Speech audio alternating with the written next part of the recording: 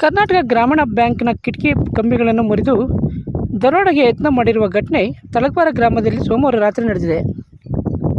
Chintamani taluk Kaivara police ಹೊರಠಾಣಾ ವ್ಯಾಪ್ತಿಯ ತಳಕವಾರ ಗ್ರಾಮದಲ್ಲಿನ ಕರ್ನಾಟಕ ಗ್ರಾಮೀಣ ಬ್ಯಾಂಕ್ಗೆ ಕನ್ನ ಹಾಕಿರುವ ದರೋಡೆಕೋರರು ಬ್ಯಾಂಕ್ನ ಉತ್ತರ ಭಾಗಕ್ಕಿರುವ ಕಿಟಕಿಯ ಕಂಬಿಗಳನ್ನು ಕತ್ತರಿಸಿ ಕಳ್ಳತನಕ್ಕೆ ಯತ್ನ ಮಾಡಿದ್ದಾರೆ. ವಿವಿಧ ಸಲಕರಣೆಗಳ ಮೂಲಕ ಕಿಟಕಿಯ ಕಂಬಿಗಳನ್ನು ಕತ್ತರಿಸಿ ಒಳನುಗ್ಗಿರುವ ದರೋಡೆಕೋರರು ನೇರವಾಗಿ ಕ್ಯಾಶ್ ಕೌಂಟರ್ ಮತ್ತು ಶೌಚಾಲಯಕ್ಕೆ ಸಂಪರ್ಕ ಇರುವ ಕೊಠಡಿಗೆ ನುಗ್ಗಿದ್ದಾರೆ.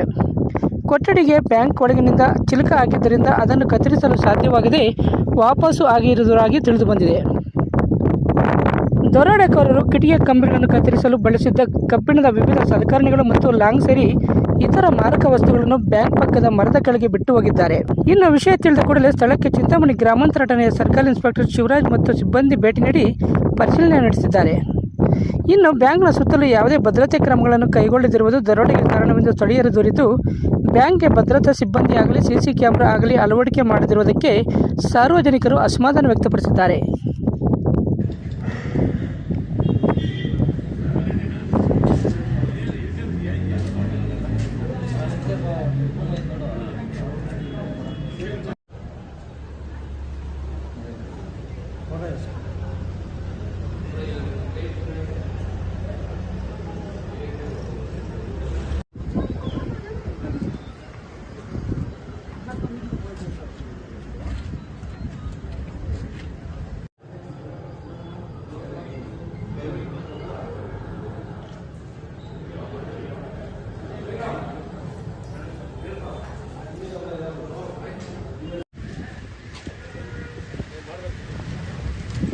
ರಾತ್ರಿ ಎಲ್ಲರೂ